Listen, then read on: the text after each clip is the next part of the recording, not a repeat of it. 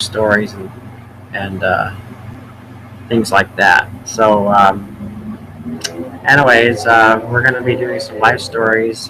This is all my dog collection here. We got Bags here. Bags will be telling the stories with us, as you can see here with Bags. And Bag likes to tell a lot of stories, don't you, Bags? I mean, he's he's a lot of fun, and we're going to have a lot of fun with the kids and tell some stories. So, anyways, let me go ahead and find my stories here, and we'll go ahead and um, write live stories for kid books. Um, I know that a lot of people like the different fairy tales and different things like that, like the movie Troll. I don't know if anybody's seen the movie Troll, but I thought that was a really cool movie, fairy tale, sort of like legend and all them. And I'm really into a lot of storybook telling. What about you, Bags? Oh yeah, we're gonna have a lot of fun, Adrian. I think it's gonna be great. Okay. Well, Bags, did you want to kind of tell the story at the beginning? Yes, this is the story of what was that one story called again? It was let's see here. Um, the Gingerbread Man. Oh yes, the Gingerbread Man. Let's go ahead and start the story. Okay. Okay. Go ahead, Bags.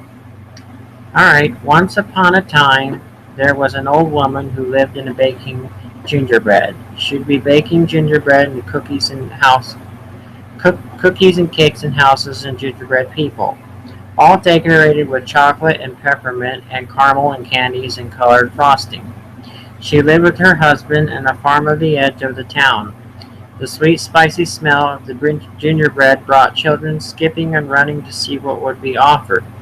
Unfortunately, the children gobbled up the treat so fast that the old woman had a hard time keeping up. Suddenly, flour and spices to continue making the batches of the gingerbread. Sometimes she suspected the little hands of having reached through her kitchen window because the gingerbread pieces of cookies would disappear. Once upon a time, the whole gingerbread house vanished. Mysteriously, she told her husband, these naughty children, again, they don't understand. All they have and to do is to knock on the door. I'll give them the gingerbread treat, she says. So that's half of the story. Okay, go ahead and read the rest, Bags.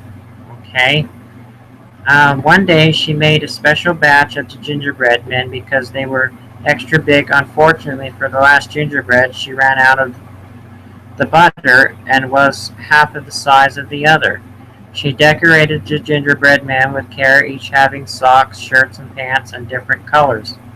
When it came to be a little gingerbread man, she felt sorry for him and gave him more color than the others. It doesn't matter, he's small, she thought. He'll shut up, be tasty. Putting the rack on the kitchen window, she left it open to cool and went to finish the laundry. The gingerbread man lay down quietly, then froze eyes gazing on the sky with the puffy clouds. At the moment a voice came from nowhere. Get up, he says. Everyone looks to see who was speaking. It was a butterfly flying just outside the window. The butterfly put her wings were exactly the pretty marble blue. Come with me, she urged again.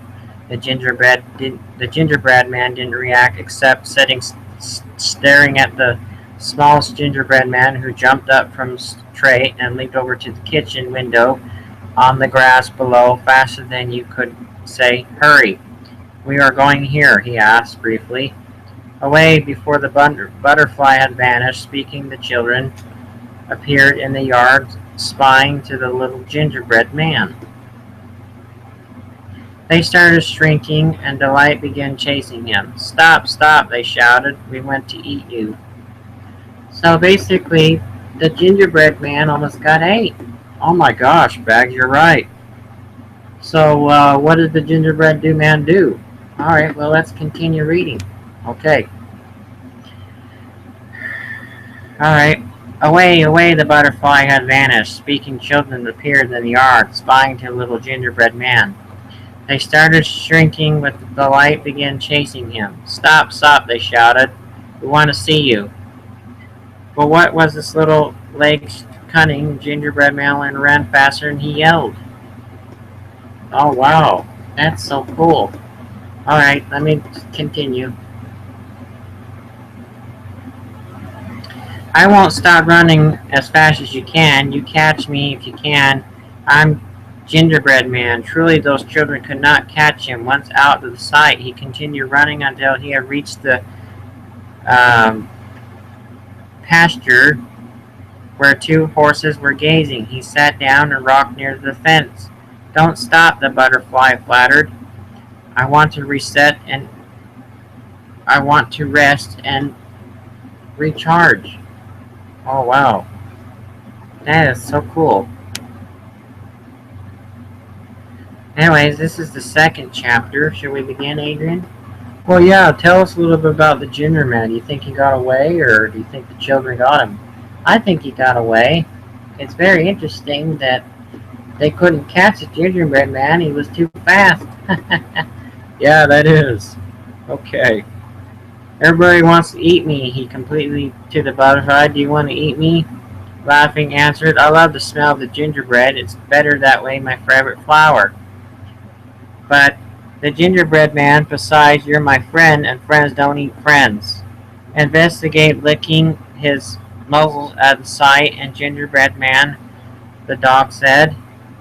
Oh, he made a friend of a dog. Cool. Excuse me for interrupting, but the little ginger man, you taste so good, tired. Please stay a while and rest if you like. As the dog talked, he slept closer and closer he stepped. The more nervous he became, the little gingerbread man.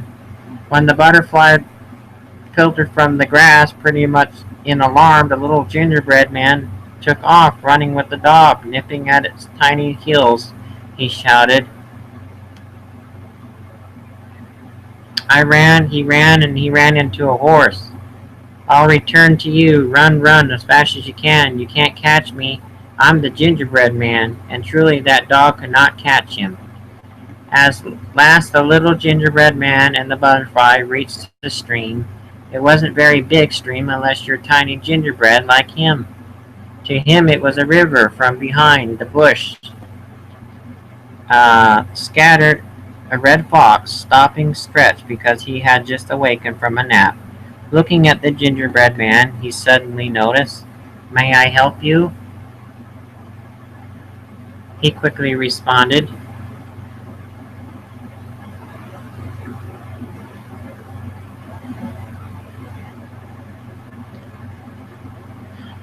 Well, I'm the gingerbread man, and basically I stumbled onto you.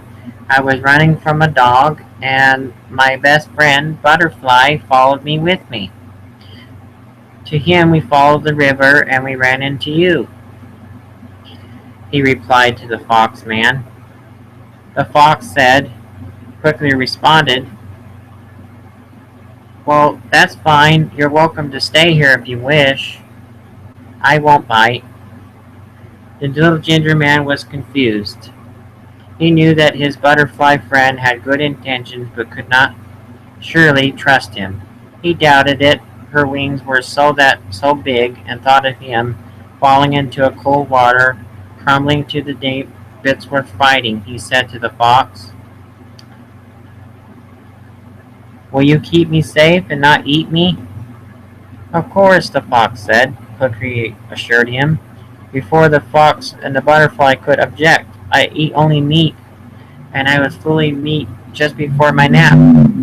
He's rid of my bushy tail. Let's go before I change my mind. So the little gingerbread man climbed onto the fox's tail and entered into the water. Unfortunately, the fox's tail began dipping into the water. You're too heavy for my tail, she replied. She said, Climb onto my back. The little ginger man did as he asked, But the water began creeping up on the fox's back, forcing the little gingerbread man to climb higher to the fox's neck.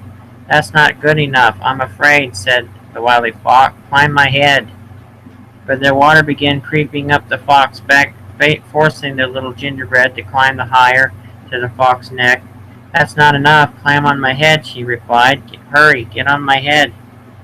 Now the little gingerbread was terrified, and what could he do? He climbed on the fox's ears. "Oh, little gingerbread, you have climbed on my nose instead," Wily Fox said. "Otherwise I could help you. You don't see the water is getting even deeper?"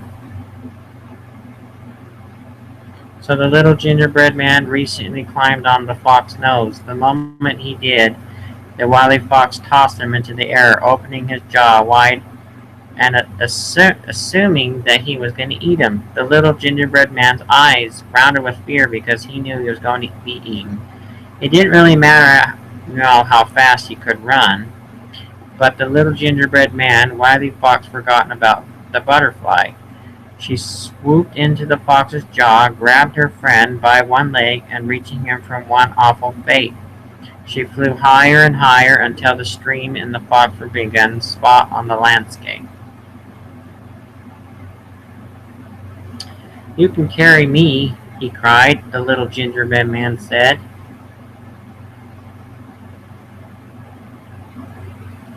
"Yes," she answered, "I'm strong and this couldn't imagine. Now I take you somewhere safe." Flew with him and the farm-filled forest, even over the mountains. It felt like they had been the sky forever. They reached the lake, and its water clean like pale glass. There was an island in the middle of the lake, in the forest, among the trees, and the butterfly took the gingerbread man, and she flew down until they came to the foot of the pine tree. And that was the end of the story. What did you think, Adrian? Well, we had a great story. And I want to thank all our live watchers out there, and I think they really enjoyed the story. We'll do another story tonight, and I hope all you kids have a lot of fun Easter, and I hope the Easter Bunny sends you what you want. All right, Bags. All right. Well, that was a lot of fun. You kids be safe out there, and you guys have a happy Easter. Okay. Goodbye.